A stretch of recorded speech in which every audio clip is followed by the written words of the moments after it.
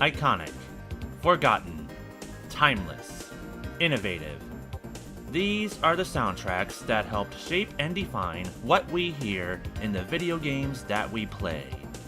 I am Nitro, and this is the M-Disc Playlists Video Game Music Primer 1996.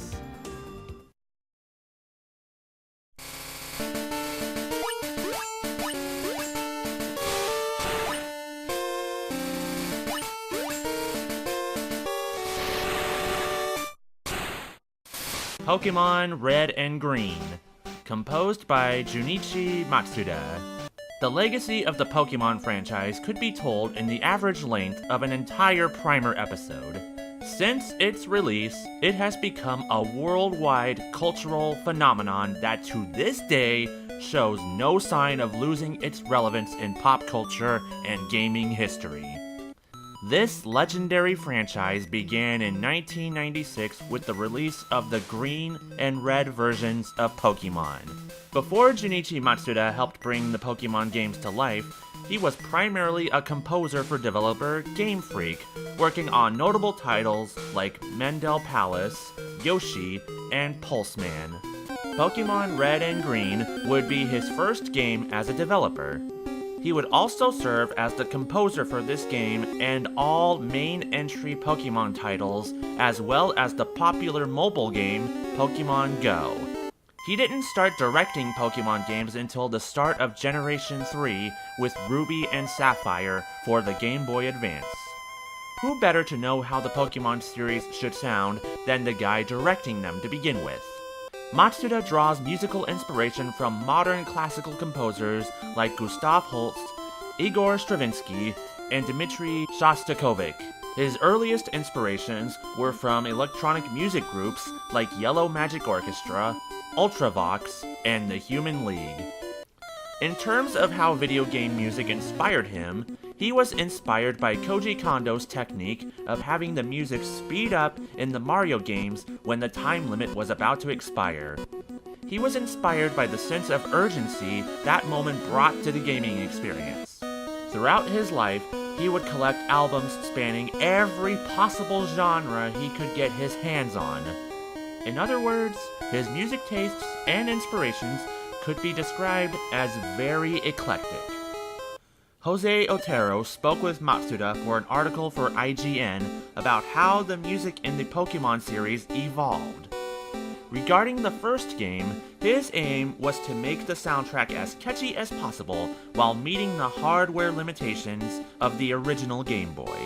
One trick he did to keep players from feeling like they were hearing the same piece over and over was to change the background music each time a player moved from one section of the Kanto region to another.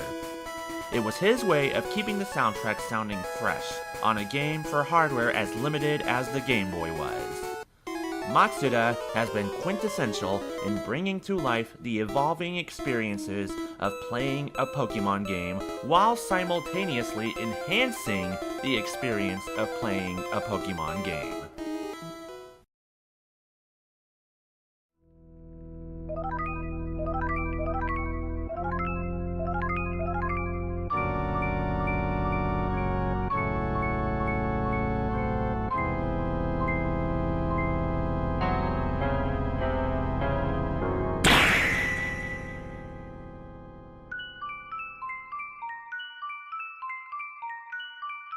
Super Mario RPG Legend of the Seven Stars, composed by Yoko Shimomura.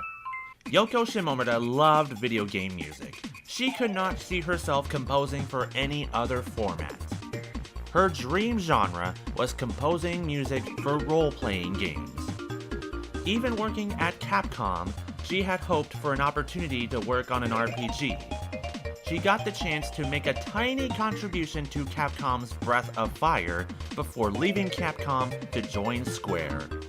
Her first composition job for Square was Live Alive, but it wasn't until her second Square game where she would receive the most attention she had gotten for a score since the original Street Fighter II. Role-playing games were usually dramatic in their presentation. Not this one. it was still a Mario game first and foremost.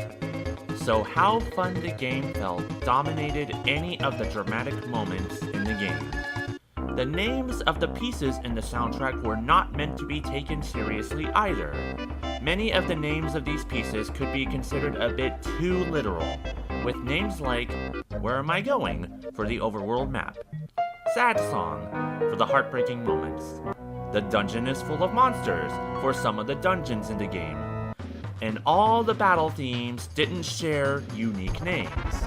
They all started with Fight Against and ended with whatever the theme called for. Fight against Bowser, against monsters, against somewhat stronger monsters, against armored monsters, against Culex, against Smithy, and finally, against Smithy who likes to transform. All of which are the real names given to these pieces. Most of the soundtrack contained original pieces from Shimomura herself. She also worked on arrangements of older Mario series pieces composed by Koji Kondo.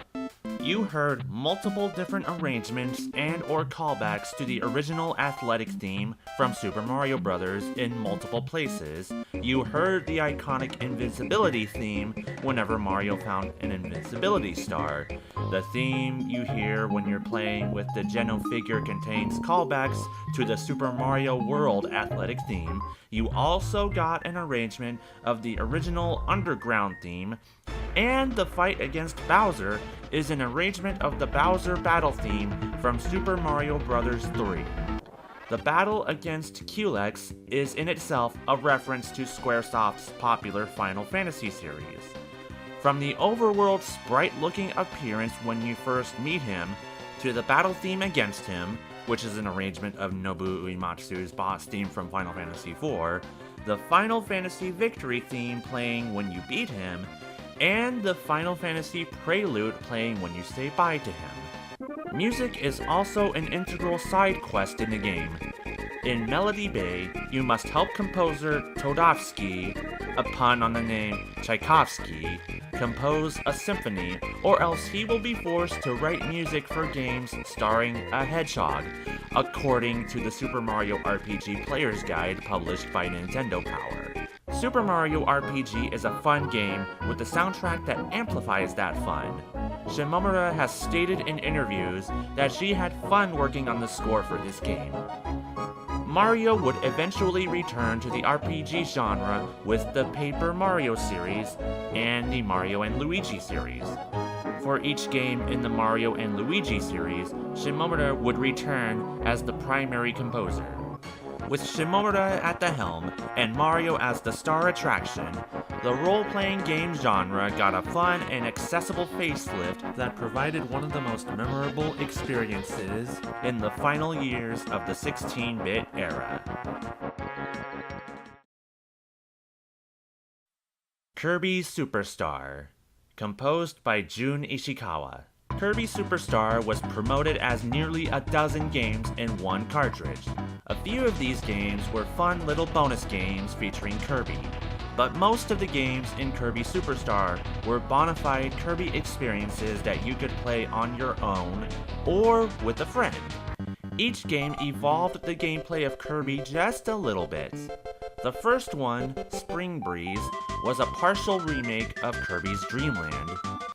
Dynablade added an overworld map with branching paths leading to secret areas. Gourmet Race turned the Kirby experience into a one-on-one race with King Dedede. The Great Cave Offense put Kirby in an open-world Metroid-style game. Revenge of Meta Knight was a linear but story-driven experience with time limits in each area. Milky Way Wishes, the largest of the games, forces you to find copy abilities yourself instead of simply inhaling enemies. Finally, the arena is a boss rush, forcing you to battle all of Kirby's major foes from the entire Superstar collection in a random order, always ending with the game's hardest enemy, Marks. In addition to game modifications, some subtle, some very obvious, each game offered a completely different musical experience. stage themes across most of Superstar were unique and helped differentiate each game. It wasn't until Milky Way Wishes where you heard most of the soundtrack in one place, perhaps due to Milky Way Wishes being somewhat of a compilation of everything Superstar put you through up to that point. Kirby Superstar introduced many things to the Kirby franchise, just as Kirby's Adventure did back in 1993. This game also helped influence another major franchise directed by Kirby creator Masahiro Sakurai, the Super Smash Bros. Franchise. The save point music heard during the Great Cave Offense can be heard during the All-Star Rest areas in Melee and arranged in Brawl's versions of the All-Star mode. The arena wouldn't become a series staple until Kirby's return to Dreamland, where it has appeared in every installment of the Kirby series since, except Kirby and the Rainbow Curse. Kirby Superstar was many things. It was a compilation, it was an innovation, and it was an invitation for friends to enjoy the Kirby experience together. Accompanying all that is a soundtrack that evolved with each game rather than played it safe with recurring themes throughout. It's me, Mario! Super Mario 64, composed by Koji Kondo. Super Mario 64 changed a lot of things in gaming. It changed the way we controlled a character, it changed the way we viewed the settings of the games we play, and it did what very few games could achieve at the time: produce a third-dimensional game that was genuinely fun to play and would be enjoyed for a long time. The Nintendo 64 did give composers like Koji Kondo the opportunity to create pieces that sounded more realistic and less computer-like than they did on any console released in previous generations. Koji Kondo was the primary composer for many of Nintendo's first-party titles. His pieces in the Nintendo releases of Mario and Zelda were revolutionary and considered far ahead of their time. He was an inspiration to many video game composers like David Wise, Nobuo Uematsu, and Yoko Shimomura. But the biggest hurdle for him was always hardware limitations. When the Nintendo 64 came along, he was finally able to make his pieces sound much more closer to what he had originally envisioned. And with the Nintendo 64, he was able to work solely on the music and not worry about producing music and sound effects. The Nintendo 64 also presented the opportunity to make Kondo's soundtrack more dynamic and varied than previous Nintendo games. Small examples include hearing a lullaby anytime you approach a sleeping piranha plant, and a haunting carnival organ when you enter the carousel room in Boo's Haunted Mansion. Larger examples of a dynamic soundtrack come from the water stages like Dire Dire Docks, and the underground stages like Hazy Maze Cave. In the water stages, the music is soothing, but when you're not swimming around, percussion is immediately added to the piece, and then taken away once you go back in the water. In the underground stages, the music consistently has upbeat percussion, but depending on where you were would determine the main melody. Certain areas will give you a haunting synthesized choir sound, while other, more common areas will give you an arrangement of the traditional underground theme first heard in Super Mario Bros. With the upgraded hardware and the extra focus on the music, Koji Kondo was able to compose a soundtrack that helped fit the mood of Super Mario 64. It was the first Mario title that allowed non-linear exploration of several 3D worlds. And of course, if you were going to spend a lot of times in these worlds, more than how long you would usually spend in previous Mario stages, you would need catchy, adventurous, and ambient music to enhance the exploration experience.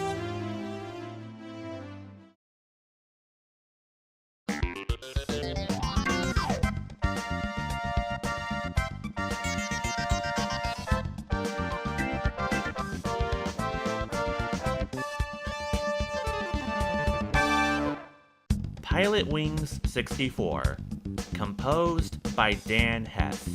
Pilotwings 64, like its Super Nintendo predecessor, was partially developed to show off the power of the Nintendo 64. But unlike the first one, Pilotwings 64 was developed by Texas graphics design company Parazzing Entertainment, under the supervision of game director Makoto Wada and producer Genyo Takeda.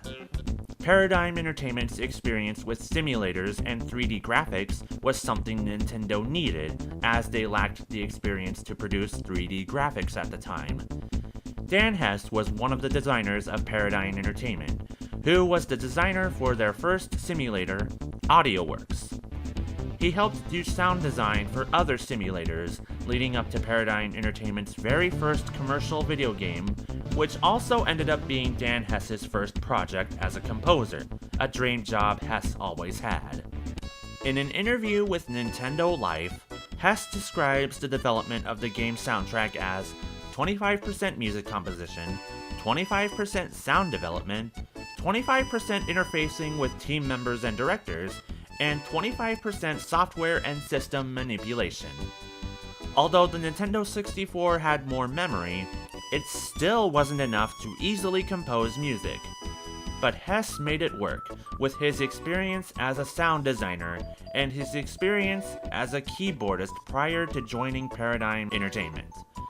But as tough as composing on limited hardware was, it wasn't as tough as overcoming the culture and language barrier between Hess and the Japanese Nintendo staff. The way Nintendo of Japan described music styles was different from how Hess would describe music styles. What ultimately helped was Wada's interest in demos Hess had produced for a prior simulator code named Magic Edge. One of the demos he worked on ended up becoming the Hang Glider theme. Wada's pitch for Hess was to create pieces that were floaty and fluffy. Hess's approach to the soundtrack ended up being taken from his own music genre influences: soul, funk, rhythm, and blues. When discussing the soundtrack with Parazzing founder Mike Engeldinger, he found inspiration in composing the Cannonball theme, as well as the dynamic element to the piece by increasing the tempo significantly while being fired out of the cannon. One day, Hess had Mike listen to a bunch of grooves that were compared to the kind of music Barry White would perform. Hess would play what he described as chill, dreamy, and kind of sexy grooves. These grooves combined together would wind up becoming the theme for Birdman, the hardest piece for Hess to compose. Hess only composed one other game, F1 World Grand Prix for the Nintendo 64. After this game, he grew frustrated with how he felt game composers treated game developers and how the development of more powerful consoles made the skill of combining composer with sound design and integration unnecessary. The soundtrack, with the exception of the Birdman theme, was criticized and compared negatively to lounge music. It has since become more of a cult classic among video game music enthusiasts, although Hess's experience with video games were very minimal compared to other video game composers. His contribution to Pilotwings 64 is a memorable first impression of a soundtrack, brought together by overcoming differences in culture, the limitations of the Nintendo 64, and the determination to help Parazzing Entertainment enhance the experience of playing their very first console video game.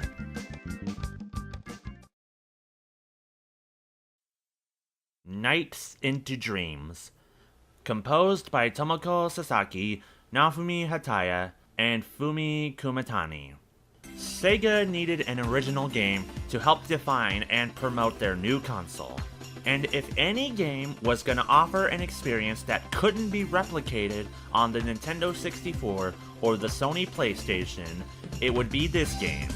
A game that controlled flight with platformer-style gameplay in dreamlike worlds where nightmarish creatures infiltrate the dreams of the two protagonist children. Using the power of the Jester Knights, they work together to eliminate the nightmares from potentially infecting the real world. The music experience that went into this game could be considered top tier. The primary composer was Tomoko Sasaki, whose experience up until that point would be composing the scores of Genesis games World of Illusion starring Mickey Mouse and Donald Duck, and Ristar. We will come back to arguably her biggest contribution to the score momentarily. The second composer, Fumi Kumatani, got her start with this game. She did some arrangement work on a few of the pieces of the soundtrack. Her actual compositions can be heard in the Elliott version of Dreaming Youngsters, Deep It Lies, and all variations of The Amazing Water. Speaking of the phrase, all variations, the two composers were assisted by Naofumi Hataya, composer of the original Sonic CD soundtrack. And like Sonic CD, pieces of the soundtrack had multiple variations to it. In addition to arrangement work, Hataya composed all variations of Take the Snow Train, all variations of Under Construction, both variations of Nights and Rila, and the event piece Score the Goal. Tomoko Sasaki also wrote the iconic vocal theme for the game, Dreams, Dreams, a song that would ultimately define the entire series and would appear in multiple variations throughout its history. In this game, there are two versions of Dreams, Dreams, the adult version and the child version. The only difference between the two are the vocalists. In a dream we can do everything we want to. There's nowhere I'd rather be but here with you. The stars above light the way only for you and I'm so glad I found the one I've been looking for. The adult version is what you would hear if you get the true ending, where you complete the game with a rank higher than a C. The adult version is performed by Dana Calitri and Curtis King Jr. Curtis King Jr. is a famous background vocalist who has worked with artists like David Bowie, Duran Duran, and was a member of Bruce Springsteen's E Street Band. Dana Calitri was a backup vocalist for artists like Celine Dion, Mark Anthony, and has composed for groups like NSYNC, most notably being the composer for their holiday hit Home for Christmas. She can even be heard in the Academy Award-winning musical Chicago.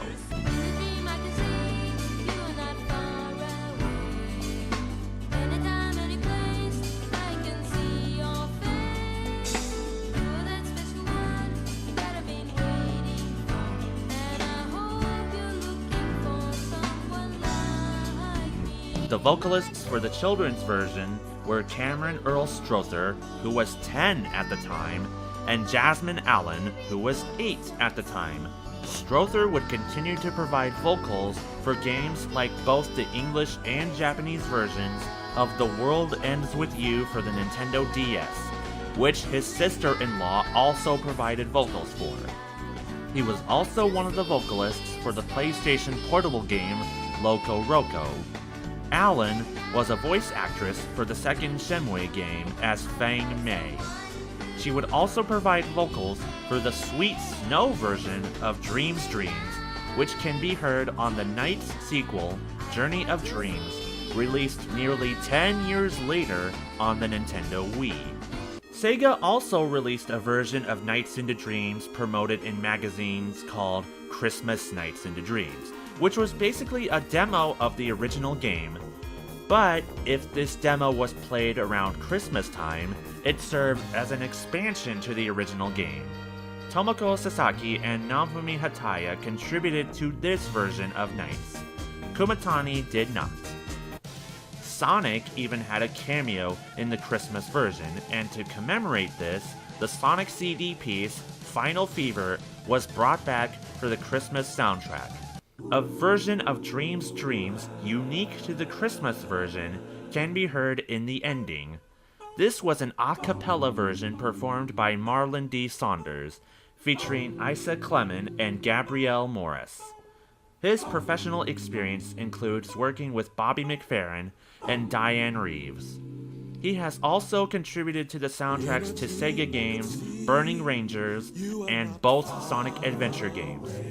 No information on the other two vocalists could be found as of this production. Nights into Dreams was about innocence, overcoming anxiety, and based on the lyrics to Dreams, adolescence.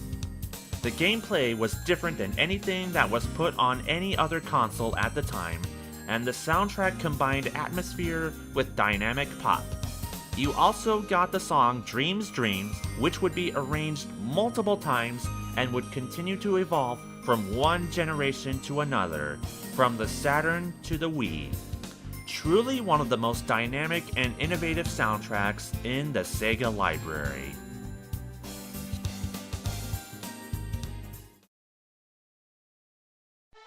Sakura Wars.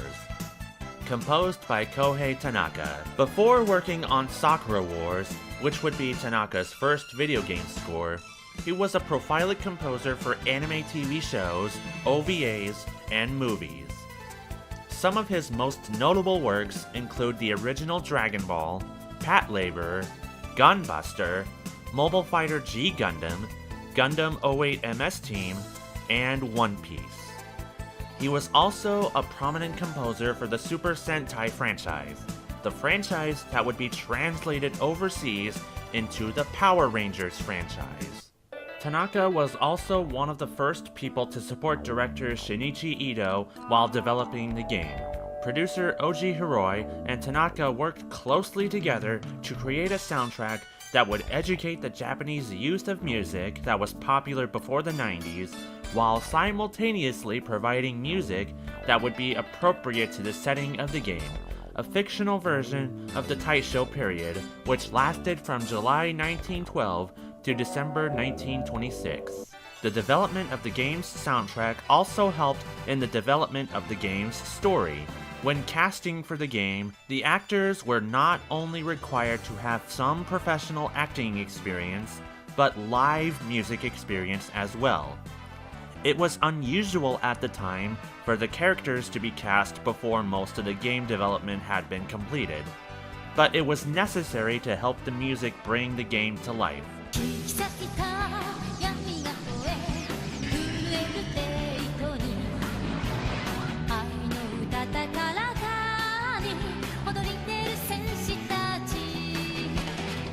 The opening theme, Geki Teikoku Kageki Dan, was inspired by the opening theme for the 1949 film Aoi Sanmayaka. It was performed by Sakura's vocalist, Chisa Yokoyama. Yokoyama was originally cast as Iris, with Kumiko Nishihara as Sakura, but later in development, the roles were switched. Recording this song was tough for Yokoyama, as it required different variations in tone and the strength in vocals to match the mood of the song.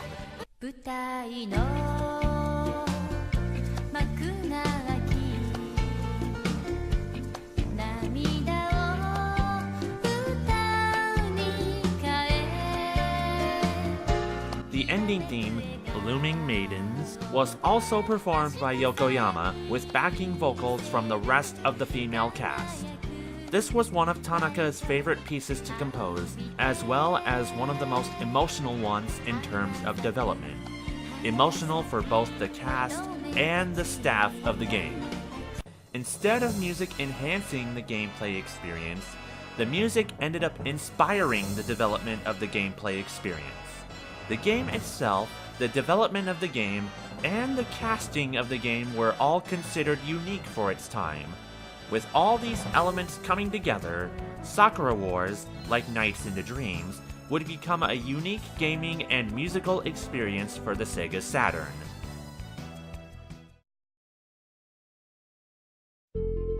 Lunar Silver Star Story. Composed by Noriyuki Iwadare.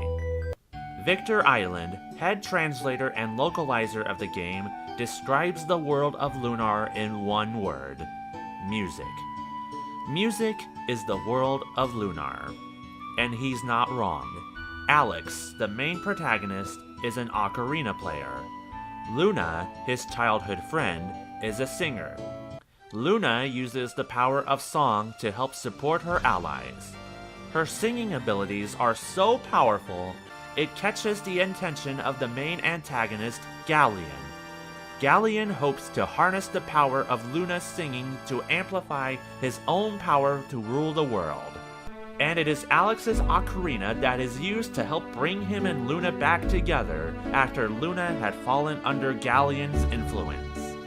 From beginning to end, music becomes very integral to the plot and environment of Lunar. Iwadare was only one of the composers for Lunar the Silver Star, originally released on the Sega CD in 1992. He composed the game with Hiroshi Fujioka and Isao Mizuguchi. For the enhanced remake, only Iwadare returned, and he composed an entirely new soundtrack to replace the score of the Silver Star. Iwadare composed the score to Silver Star's story as a way to express his own honest emotions. He composed the music before even knowing what the music would be used for in the game, with adjustments being made as the game was developed, with guidance from music director Isao Mizuguchi.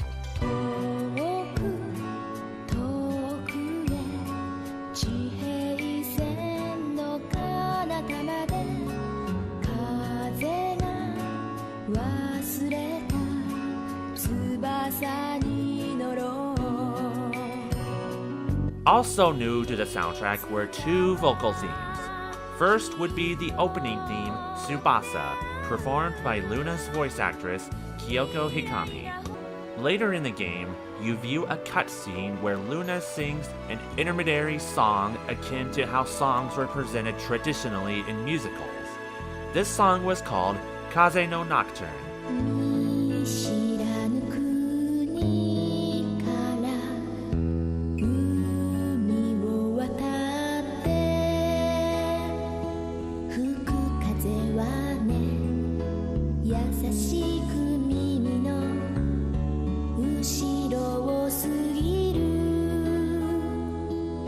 This scene almost got cut from the game, but Mizuguchi fought to keep the scene in the midst of content from the game being scrapped for time and/or money.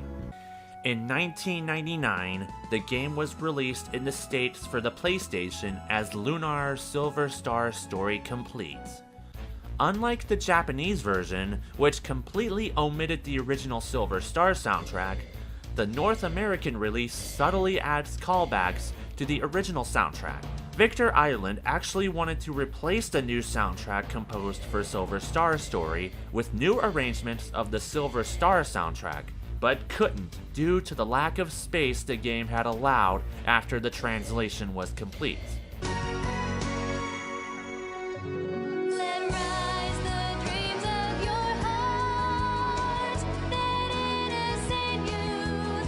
The vocal themes in Silver Star Story were performed in English by Jennifer Stigil. She only acted as the singing voice for Luna. Stigil, who currently goes by Jennifer Magellanes, has been a vocalist for the North American releases of the Lunar series since the original Eternal Blue for the Sega CD, and that includes the PlayStation Portable release of the game Silver Star Harmony. She was also cast in the role of major antagonist Royce. Lunar is a series that relies heavily on music to tell its story. Silver Star Story doesn't simply retell the story of the Silver Star through dialogue.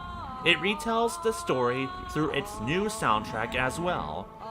And while it was intended for the Silver Star Story score to replace the Silver Star, Victor Ireland wanted to bridge the gap between what was composed for the Silver Star and what was composed for Silver Star Story Complete. With the subtle additions in the game's cutscenes, and with the soundtrack included with every release of the game, Silver Star Story Complete took the concept of music enhancing the gaming experience and magnified it in a way where music, as Ireland states, became the world of Lunar.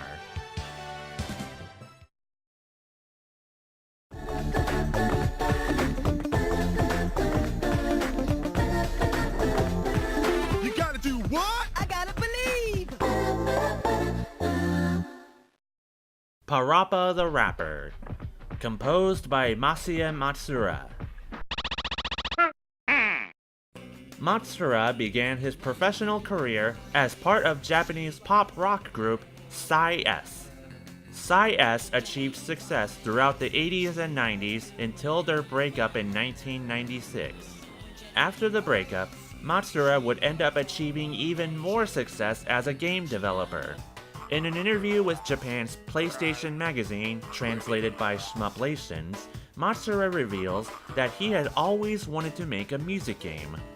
When experimenting with different ways to approach a music game, he felt that the rap genre best matched what he had envisioned. As a musician, he also wanted to make a game that didn't use MIDI technology, something that nearly every video game composer had to rely on at the time. For Parappa the Rapper, he wanted the music to be built around samplers. Samplers are a type of synthesizer used commonly in rap music to create a real, authentic recording sample of music instruments or recorded songs. Samplers were just part of what made rap music what it is. The other part was the freestyle, the unrestricted rhythm from the vocals layered onto the music, and the interactivity between performer and performance. Going back to the samples. Chop Chop Master Onion's rap uses drum riffs from the song The Assembly Line from the Commodores, and Instructor Mussolini's rap uses the same piano riff from the song Turtles Have Short Legs from Can. The actual songs in the game were written by Ryo Watabe, who was the performer for characters Joe Chin and arguably one of the most iconic characters of Parappa the Rapper, other than Parappa himself, Chop Chop Master Onion. He also served as a temporary voice actor for the entire cast. For this game, Watabe was able to take the lyrics originally written in Japanese and quickly come up with an English rap for the scenario on the spot. All of the recordings of these raps were done live. Some of the rough takes recorded during scenario meetings ended up in the actual game. Watabe credits this talent with his experiences as an English interpreter for CNN. He got involved in Parappa the Rapper through a friend who he was helping produce an album with. He thought that as a PlayStation game, it would be a flop. But it didn't matter to him because it was a game about rap. That concept alone convinced him to support it, regardless of how he thought the game would do. Watabe even came up with Parappa's popular catchphrase, "I gotta believe." It was originally intended to be the title of his first album. It was inspired by the motto of his high school's football team. The rest of the performers include Sandra Williams as Instructor Mussolini, Lenky Don as Prince Flea Swallow, Michelle Burks as Cheep Cheep the Cooking Chicken, Richard Bush as MC King Kong Mushy, and Dread Fox as Parappa the Rapper himself. Parappa the Rapper was an innovation for the music game genre, an innovation for video games in general, and served as one of the games that helped bring more attention to the PlayStation, establishing itself as legitimate competition to the Nintendo and Sega.